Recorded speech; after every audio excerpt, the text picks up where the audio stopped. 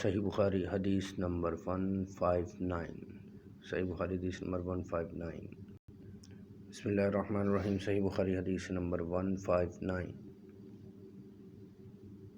صحیح بخاری حدیث نمبر 159۔ حضرت عثمان رضی اللہ تعالی عنہ کے غلام مولا حمران سے روایت ہے، انہوں نے کہا حضرت عثمان نے ایک دفعہ پانی کا برتن منگوایا، اپنے ہاتھوں پر 3 مرتبہ پانی ڈال کر انہیں دھویا، پھر دائیں ہاتھ کو برتن میں ڈال کر پانی لیا، کلی کی ناک میں پانی ڈالا اور اسے صاف کیا، پھر اپنے منہ اور دونوں ہاتھوں کو انگلیوں سمیت 3 دفعہ دھویا، بعد ازاں سر کا مسح کیا،